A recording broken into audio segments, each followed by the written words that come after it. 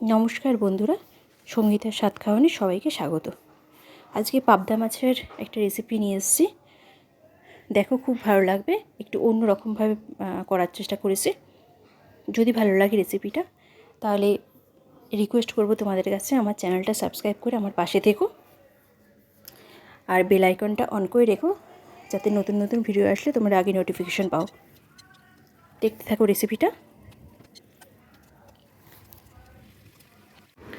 কড়াই গরম করে সর্ষের তেল দিয়ে দিয়েছি। এর মধ্যে একটু নুন আর একটু হলুদ দিয়ে দেবো। খুব ভালো মতন গরম হলে তেলটা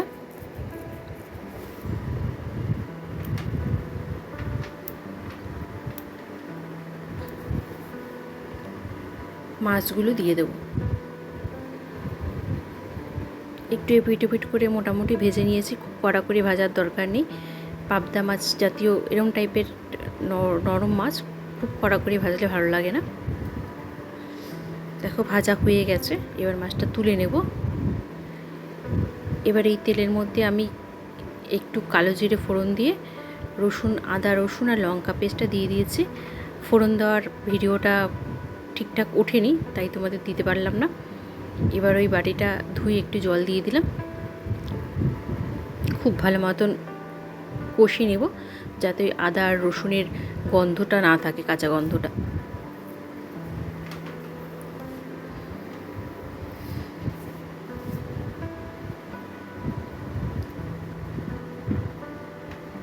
এই রেসিপিটার মশলাটা অনেকক্ষণ ধরে কষাতে হবে,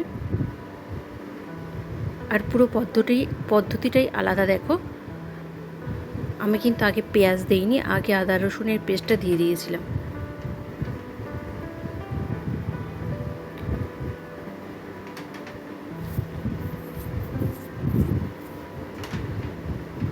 একটু ভালো করে ভেজে নিলাম।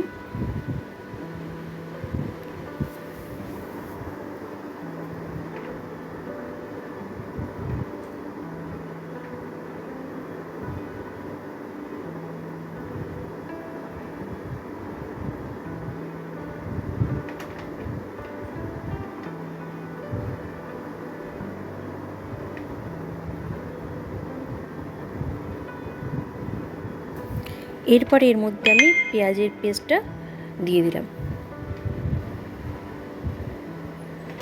যেহেতু দুটো মাছ, তাই জন্য আমি একটু ছোটো সাইজের একটা পেঁয়াজ নিয়েছিলাম, আর আদা রসুন বাটা নিয়েছিলাম 1 টেবিল স্পুন মতন। পেঁয়াজটা দিয়েছি, এটাও খুব ভালো মতন ভেজে নেব।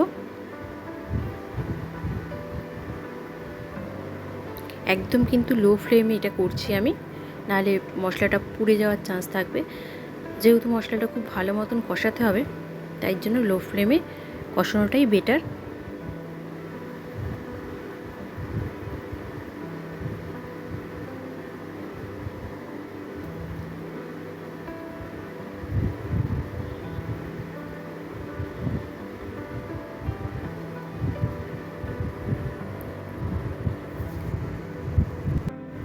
এর মধ্যে আমি দিয়ে দিলাম একটুখানি জিরে আর ধনে পেস্ট। এটা আমি শিলনোড়ায় করে রেখেছিলাম, তোমরা গুঁড়ো ব্যবহার করতে পারো। দিলাম হলুদ,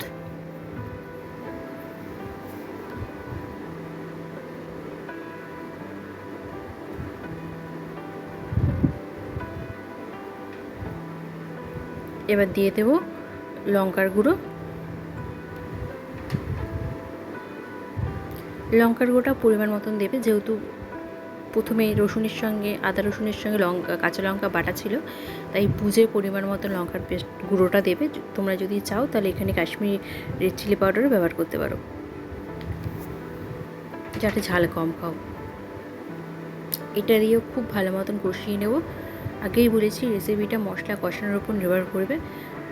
মানে মশলা কষাতেই যতটা টাইম লাগবে, জল দেওয়ার পরে রান্না হতে অত টাইম লাগবে না, মানে অনেক কমে তখন রান্নাটা কমপ্লিট হয়ে যাবে। এরপর এর মধ্যে দিয়ে দিলাম আমি টমেটো পেস্ট। সব শেষে টমেটো পেস্টটা দিলাম। আবারও খুব ভালো মতন কষিয়ে নেব। যদি শুকিয়ে যায়, চাইলে একটু জল দিয়ে, আমি দেখো একটুখানি জল দিয়ে দিলাম আবার কষানোর জন্য। কারণ অনেকক্ষণ ধরে কষালে মশলাটা শুকিয়ে আসে, একটু জলের ছিটে দিয়ে দিয়ে কষালে কষানোটা তখন ভালো হয়। আমি কিন্তু এর মধ্যে নুন আর একটু সামান্য, আমি সব রান্নাতে একটু সামান্য 1 চিমটি মতন চিনি দিয়ে দিয়েছিলাম, সেটা তোমাদের দেখানো হয়নি।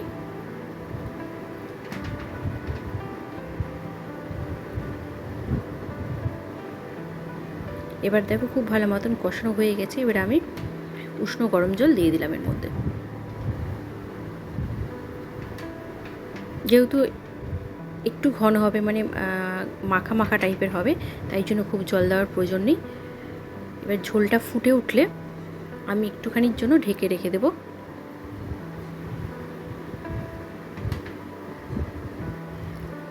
একটা আস্ত কাঁচা লঙ্কা আমি দিয়ে দিয়েছি,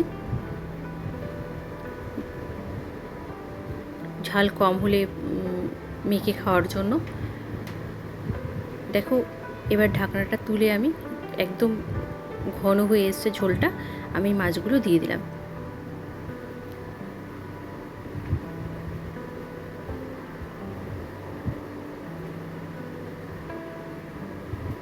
এটা দিয়ে গরম ভাত খেতে খুব ভালো লাগে, একদম আলাদা টাইপের একটা রেসিপি।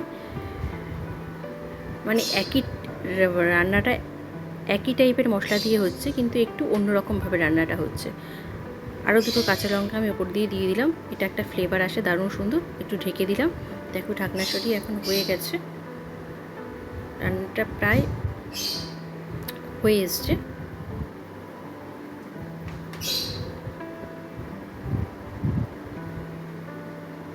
এরকম টাইপেরই রাখবো আমি গ্রেভিটা।